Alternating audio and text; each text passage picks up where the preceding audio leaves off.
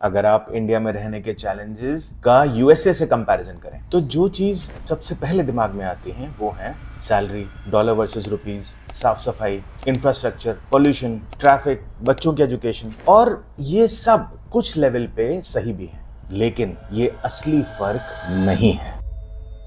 मैं 12 साल यूएसए में रहा और 2 साल से इंडिया में। और पता है जो फर्क मुझे सबसे ज्यादा महसूस होता है वो ना तो किसी स्प्रेडशीट पे, ना ही बैंक बैलेंस में और ना ही न्यूज में कभी दिखाई देगा। वो चीज एक्चुअली आप फील करते हैं रोज, हर बार जब आप घर से बाहर निकलते हैं, हर बार जब कुछ अनएक्सपेक्टेड होता है, हर बार जब आप किसी से डील करते हैं। और सच कहूं तो यही फीलिंग है असली फर्क बिटवीन यूएसए एंड इंडिया। तो आज मैं जो आपको बताने वाला हूं फ्रेंड्स, वो है मेरे lived experiences in both the countries. क्योंकि मेरा goal through NRI life is to provide an unbiased picture of living in the two countries. फिर चाहे आप एनआरआई हो, चाहे आप इंडिया में हो, या आप कभी बाहर नहीं भी गए हो, ये वीडियो आपके लिए है। इंडिया में रहने का असली डिफरेंस। आइए शुरू करते हैं। आपको एक सच्चा किस्सा सुनाता हूँ। कुछ महीने पहले की बात है, मैं और मेरी वाइफ एक लोकल मार्केट जो ग्रेटर नोएडा में जगत फार्म्स के नाम से जाना जाता है उसमें गए थे। उस मार्केट में जैसे कि बहुत भीड़ रहती है शाम को, और रोड के दोनों साइड्स काफी सारी शॉप्स हैं, just like any local market in India. तो हुआ ये कि हम लोग भीड़ में, काफी भीड़ थी तो हम उसमें चल रहे थे और पीछे से कुछ कार्स और व्हीकल्स का मूवमेंट था, बट फिर भी लोग ज्यादातर रुक के देख के अपना सब निकल रहे थे। बट अचानक से एक कार आती है और वो बिना देखे, बिना रुके, बस इस तरीके से निकाल रहा था कि मेरी वाइफ के पैर के ऊपर से निकल ही जाता या उससे टकरा ही जाता। तो ऑब्वियसली मैं अपनी वाइफ से थोड़ा सा पीछे था तो मुझे गुस्सा आया। मैंने उसको एकदम से उसकी शायद विंडो साइड पे नॉक किया होगा। मैंने कहा भाई कैसे चला रहे हो, ये गाड़ी ऊपर चढ़ाओगे क्या? तो वो बंदा दरवाजा खोल के चौड़ में बोलता है, हाँ मैंने गाड़ी ऊपर चढ़ाने के लिए ही ली है। और मैं उस समय शॉक था, मैं कुछ कर नहीं सकता था उस सिचुएशन का। ना तो मैं उससे लड़ सकता हूँ, वो दो लड़के कार में और गुंडे जैसी शक्ल के। हालांकि ऐसे कैरेक्टराइजेशन करना ठीक नहीं होगा, बट जो वो कह रहे थे मेरी नजर में तो वो गुंडे ही हैं। And at that moment all I could do is stare at him with shock and helplessness. I could not do anything. करता क्या उस समय? उससे लड़ता, मारपीट करता, उससे बहस करता। बहस करने की भी मुझे उसमें कोई समझ नजर आ नहीं रही थी। तो पता है फ्रेंड्स डिफरेंस क्या है? डिफरेंस है इंडिया में फियर ऑफ लॉ मिसिंग है। गलत करने से पहले यहाँ आदमी ज्यादा सोचता नहीं है, और यही चीज आप यूएसए से कंपेयर करके देखिए। कहीं गलती से आपकी कार किसी पैदल इंसान को टच कर जाए, कार वाले को पैरों में गिर के माफी ना मांगनी पड़े तो मेरा नाम बदल दीजिएगा। क्यों? क्योंकि अगर जिसको लगी है, चाहे चोट भी ना लगी हो, वो कंप्लेन कर देगा ना, तो पुलिस आपके अगेंस्ट व्हीकलर असॉल्ट, रेकलेस ड्राइविंग का केस लगाएगी, वो अलग। आपका जिंदगी भर के लिए इंश्योरेंस बढ़ेगा, वो अलग। ड्राइविंग हिस्ट्री खराब हो जाएगी, वो अलग। तो 100 तरह के systems and law and order available है और उसको फॉलो भी किया जाता है। वहीं इंडिया में आप अपनी सुरक्षा आपके हाथ। मैं ये नहीं कह रहा हूं कि पुलिस या 911 या और कोई सिस्टम इंडिया में अवेलेबल नहीं है। प्रॉब्लम है अगेन एज आई सेड, लोगों में लॉ तोड़ने का डर ना के बराबर, एटलीस्ट उसमें जिसे तोड़ना है। एग्जाम्पल तो मैं बहुत सारे दे सकता हूँ, बट ये जो अभी नोएडा टेकी का केस हुआ था, जिसमें एक बंदा अपनी कार के साथ एक गड्ढे में गिर गया था और 2 घंटे के बाद भी उसे बचाया नहीं जा सका and he lost his life. वो किस्सा एक्चुअली मैं जहां अभी से बैठा हूं, मेरे घर से 200 मीटर्स दूर पे वो लोकेशन। मैं खुद उस सड़क से पिछले 2 साल में 8-10 बार तो निकला ही होगा, क्योंकि जो हमारा नया घर बन रहा है वो वहीं उसी साइड है। वो स्पॉट मैंने देखा है। और and the fact is again the failure of the system. एक तरफ हम देख रहे हैं कि लोगों में लॉ एंड ऑर्डर का डर कम है, वहीं बिल्डर में भी उस लॉ एंड ऑर्डर को फॉलो करने का डर कम ही होगा, तभी उसने वहां पे प्रॉपर साइनेज नहीं लगाए, तभी उसने प्रॉपर बैरिकेड्स नहीं लगाए। रोज सुन लीजिए ऐसी खबरें से न्यूज भरी पड़ी रहती है जहां पर loss of life happens for somebody else's fault in India. The problem is lack of fear of the law and lack of social security. आज कुछ हो जाए, एम्बुलेंस कब आएगी, पुलिस कब आएगी, ये एक बड़ा क्वेश्चन मार्क है। हो सकता है चीजें इंप्रूव हो रही हो, पर एटलीस्ट अपने एक्सपीरियंस से मैं इतना तो बता सकता हूं कि देयर इज जमीन आसमान का अंतर है when it comes to the point of social security of living in India versus living in a developed country. In fact हमारा एक व्हाट्सएप ग्रुप है एनआरआई लाइफ का, जिसमें रोज लोग ऐसे एक्सपीरियंसेस शेयर करते हैं that when they came back to India what they had to see. अगर आप भी इस कॉन्वर्सेशन का पार्ट बनना चाहते हैं तो स्क्रीन पे दिए क्यूआर कोड को स्कैन करके आप व्हाट्सएप ग्रुप भी ज्वाइन करें।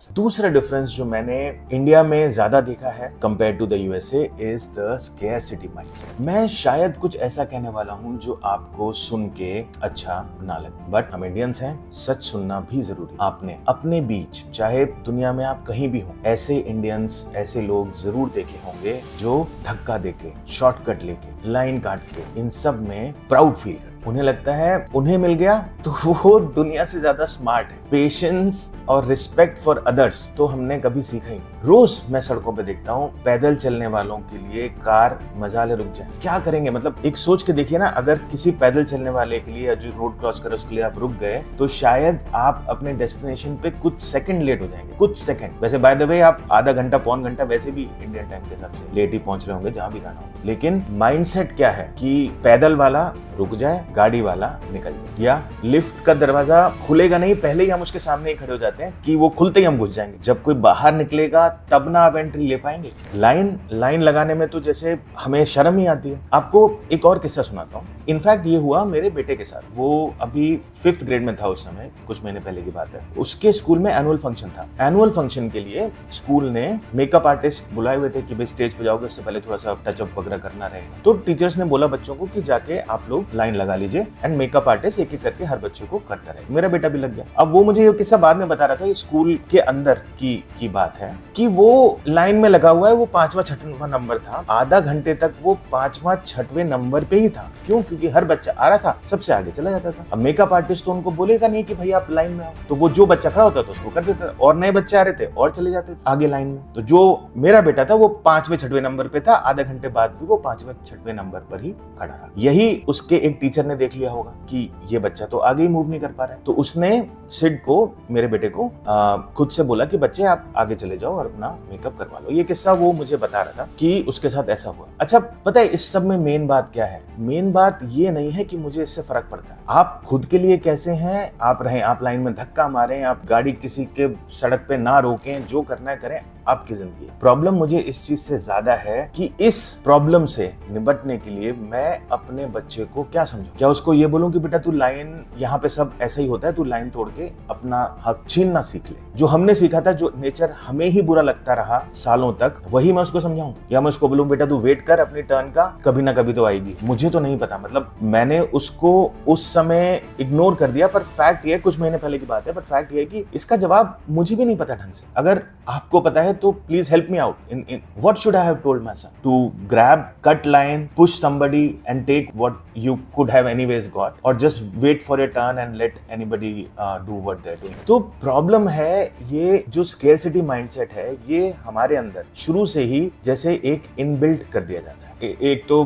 3 इडियट्स का एक कॉमन सीन, बहुत ही फेमस सीन भी है कि अगर आप नहीं लोगे तो कोई धक्का देके आपको लेके निकल जाएगा। मुझे नहीं पता कि स्कूल्स या एजुकेशन सिस्टम बचपन से ही बच्चों को ये क्यों सिखाते हैं कि अगर आपको नहीं मिल रहा तो छीन के ले लो। इसमें कहाँ का प्राइड? छीन के वो एक बार 2 बार ले सकता है क्या? लाइफ लॉन्ग बस छीनता ही रहे? और अगर छीन के ही ले लिया तो अल्टीमेटली किसी का तो हक मार के लिया ही होगा। अब वैसे मैं कभी कंपेयर करता नहीं हूँ, बट आज कंपेयर करना इसलिए भी जरूरी है बिकॉज आपको शायद इन बातों की गहराई समझ में तब तक ना आए जब तक मैं खुद इसको ब्लैक एंड व्हाइट रख के ना दे। आपको एग्जांपल एक और देता हूँ यूएस का। अगेन बिल्कुल सच्चा किस्सा है, ये भी मेरे साथ ही हुआ है। हमारे ऑफिस में, मैं यूनिलीवर न्यू जर्सी में काम करता था, हमारे ऑफिस में जब लंच के लिए लाइन लगती तो हमारी टीम में 4-5 इंडियंस थे और एक रशियन लड़की थी। हम लंच सब साथ ही करने करते थे। तो बाई चांस की बात है उस दिन वो पहले चली गई होगी, तो वो लाइन में लगी हुई थी। तो मेरे साथ के 2-3 लड़के जो थे वो जाके उसके साथ खड़े हो गए। तो पॉइंट इज कि लाइन लगी हुई है, वो लड़की लाइन के बीच में पहुंच चुकी है, हम 2-3 लड़के जाके उसके साथ वहां पे खड़े हो गए। आपको लगेगा ये कॉमन बात है, मतलब हम चारों अब उस लाइन के बीच में आ गए, लेकिन ये कॉमन बात नहीं है। हम 3 लाइन में थे ही नहीं, लेकिन हमने वो सोच ही नहीं सोची थी कि हमें ऐसा करना ऑफ, हमारा दोस्त खड़ा है तो हम भी जाके खड़े हो गए। लेकिन वो बंदी वहां से हटी और लाइन में जाके सबसे पीछे खड़ी हुई एंड we were like, तो हम भी उसके साथ ही चले गए। The point is that moment taught us what respect for other people's feelings are. किसी का हक ना लेना। उसने सोचा ही होगा that मैं खड़ी थी, ये 3 बंदे और या 3 मेरे फ्रेंड्स और आ गए तो क्या हो गया, मेरे पीछे वालों के लिए 3 स्लॉट्स एक्स्ट्रा ही हो गए। तो उसके ज़मीर ने यही बोला क्या कि तू पीछे जाके खड़ी है। यूएसए में लाइन काटना एक सोशल सिन की तरह देखा जाता है। अगर आप ऐसा करते हैं नोइंगली या अननोइंगली तो it is seen as something very very very bad. वहां के स्कूल्स में भी ये सिखाया जाता है, वेट फॉर योर टर्न। तीसरा, ये है फ्रेंड्स एक ऐसा सिस्टम जो हमारी सोसाइटी में पता नहीं कब से चला रहा है, लेयर्स। आपको एक और इंटरेस्टिंग किस्सा सुनाता हूँ जो आज से करीब 10 साल पहले हमारे साथ यूएसए में हुआ था। और इसकी छोटी सी बात है पर मुझे पता नहीं कैसे वो दिमाग में घर कर गई और इस एग्जाम्पल के लिए वो ऐप्ट है। उस समय हम रहते थे वेन, न्यू जर्सी में। उस समय हमारे पास एक छोटा सा घर हुआ करता था। घर के बाहर एक गार्डन था और गार्डन के बाहर एक रोड। शाम की बात रही होगी, मैं घर के बाहर बैठा हुआ था तो मैंने देखा रोड पर एक व्हाइट कलर की एसयूवी आके रुकी और उसमें से एक 20-25 साल की लड़की होगी वो बाहर निकली and that girl park the car and she started moving towards me. तो मैं भी जहां बैठा था वहां से खड़ा हो गया, मुझे लगा शर्ट वर्ट ठीक करने लगा। तो वो बंदी मुझसे आके बोली, did you request for a house cleaner? वो बंदी एक मेड थी, एक हाउस क्लीनर यूएसए में एसयूवी चला रही थी। बाय द वे उस समय मेरे पास भी एसयूवी नहीं थी, इसलिए ये किस्सा मुझे याद है। आप इमेजिन करके देखिए, इंडिया में आपकी काम वाली बाई कार पार्किंग नीचे ढूंढ रही है। क्यों? ये सोचना भी अनइमेजिबल है इंडिया में। वहीं यूएस में आप और मैं सभी जानते हैं दैट डिग्निटी ऑफ लेबर बहुत हाई। वो सिर्फ कहते नहीं है, फॉलो भी करते। उनके सोसाइटल सिस्टम्स इक्वालिटी पे बेस्ड है। जो मैंने पहले कहा था ना, धक्का देके आगे बढ़ने वाली बात, वो नहीं है, वो एक अलग बात है। ये भी नहीं है कि काम के बेस पर आपको छोटा या बड़ा सा। वहीं इंडिया में क्या है, कार वाला एग्जांपल ले लीजिए। वो पैदल चलने वाले पे क्यों चढ़ा जा रहा है? बिकॉज उसको लगता है कि कार से उसको सोसाइटी में एक लेवल मिल गया जो पैदल चलने वाले के पास नहीं। काम वाली के बच्चे उसी स्कूल में क्यों नहीं पढ़ सकते? फीस इतनी बढ़ा दो कि वो अफोर्ड ही ना कर पाए। क्यों? क्योंकि हमें लगता है कि उनके बच्चों को द सेम राइट्स नहीं। वो मॉल में जाके मूवी टिकट लेने की हैसियत भी ना रख पाए, इसलिए टिकट प्राइस भी इतने बढ़ा दो। क्यों? क्योंकि हम उनके साथ बगल वाली सीट पे बैठ के मूवी थोड़ा ना देख सकते। कुछ सोसाइटीज की ये तक होता है दैट मेड्स के लिए अलग से सर्विस लिफ्ट बना दी जाए। अच्छा, अब एक सोच तो ये कहती है दैट इंडिया या यूएस या कोई भी डेवलप कंट्री सेम तो है नहीं। यहाँ पॉवर्टी ज्यादा है, पॉपुलेशन ज्यादा है, क्लासिज्म तो हमारी जनरेशंस ने ही बना रखा है। प्रॉब्लम ये है कि क्लासिज्म एक ऐसी सोच है जो सोसाइटीज खराब करती है। सोच के देखिए, एक बॉस की कैसे हिम्मत पड़ जाती है अपने एम्प्लॉय से ये कहने की कि तू 10 बजे ईमेल कर, अगर चाहिए तो अभी कर, 12 बजे कर, पूरी रात जग, टारगेट हुआ तो कैसे नहीं हुआ, ये कोड मुझे अभी चाहिए, अभी क्लाइंट को देना। ये चीज बाहर कंट्रीज में क्यों नहीं हो? क्योंकि वहां पे क्लासिज्म है ही नहीं। हर इंसान बराबर है, मेरा मैनेजर और मैं सेम ही है। अरे जब वो मेड और खुद में फर्क नहीं करते तो एम्प्लॉय और बॉस में कैसे कर ले? और यही चीज हम देखते आ रहे हैं, हमारे बच्चे देखेंगे और सेम लूप में हम एज इंडिया घूमते रहेंगे। और एक बात बताता हूं, अगर हम इसी चीज को थोड़ा डीपली भी जाके सोचे ना, तो जरा सोच के देखिए, इंडिया में 70% पॉपुलेशन को एक सेकंड क्लास सिटीजन की तरह ट्रीट किया जाए। पर बात सही है, अगर मैं सारी जिंदगी सेकंड क्लास सिटीजन की तरह ट्रीट किया जाऊंगा तो थोड़ी सी पावर आते ही उसको निकालने की कोशिश तो करूंगा ही। जैसे वो कार वाला कह रहा था, जी मैं तो चढ़ाऊंगा ही, तू कर ले क्या कर ले।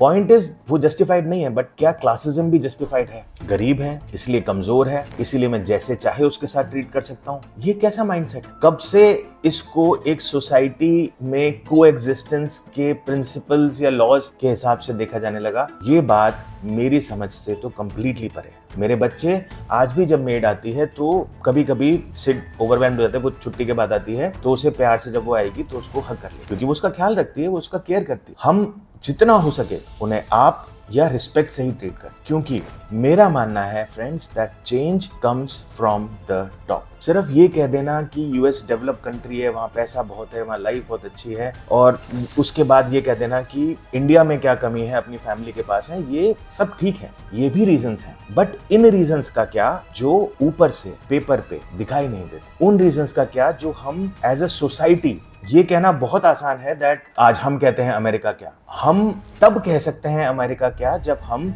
उनकी सोसाइटी के बेसिक प्रिंसिपल्स को अपने अंदर इम्बाइब तो करें। मैं ये नहीं कह रहा हूं कि हर चीज एप्पल टू एप्पल बहुत अच्छी है। अगेन प्रोज एंड कॉन्स में नहीं जाना चाहता मैं आज थोड़ी देर के लिए सिर्फ इंडिया के कॉन्स पे ही बात कर लेते हैं। क्यों? क्योंकि कभी तो हम आईना भी देखेंगे, कभी तो हम ये भी समझेंगे that it is not all black and white. There are things that exist in our mindset, in the way we treat people, in the way we handle our situations, in the way we look at things, that there is a problem। और यही इस video का core purpose भी है, हम सबको एक mirror दिखाना। अगर आपको जरा भी लगता हो इस मैसेज से आप रेजोनेट करते हैं, तो प्लीज मेरी रिक्वेस्ट है, not for the purpose of my views, share this video with your friend, let them know that India will be developed only when जो लोग इस वीडियो को देख रहे हैं, हम और आप जैसे टॉप 1, 2, 3% लोग of the society can lead with example. जब वो अपनी गाड़ी किसी के पैदल चलने वाले के लिए रोक सकते, जब वो अपनी मेड को आप और इक्वली ट्रीट कर सकते हैं, जब वो सोसाइटी में लोगों को धक्का देना बंद कर सकते हैं, तभी आप चेंज ड्राइव कर सकते हैं। तो सवाल ये नहीं है कि इंडिया कब बदलेगा, इंडिया कब डेवलप्ड होगा। इंडिया जब तक ये चेंजेस अपने अंदर नहीं ला सकता, तब तक बस सुपरफिशियली ही डेवलप्ड होगा। जिस दिन हमारे यहाँ किसी की death because of somebody else's mistake हो, बल्कि डेथ तो छोड़िए, मैं कहता हूं किसी को दुख भी किसी और की मिस्टेक की वजह से हो, और सामने वाले को ये कॉन्फिडेंस हो कि law is there to protect me in the right time without burning my whole life और whole resources, then India can be developed. जिस दिन आप और मैं मिलके एक ऐसा सिस्टम या सोसाइटी बना पाए जिसमें इक्वालिटी हो, जिसमें डिफरेंस ऑफ लेबर के हिसाब से सैलरीज ना हो, उस दिन हम कह सकते हैं that India is developed. India वही है जो आप और मैं इसे बना रहे हैं। Once again I will say, आज का वीडियो आप अपने फ्रेंड्स के साथ जरूर शेयर करिए and please do subscribe to NRI life, because हमारा गोल बहुत सिंपल है, to give you a true picture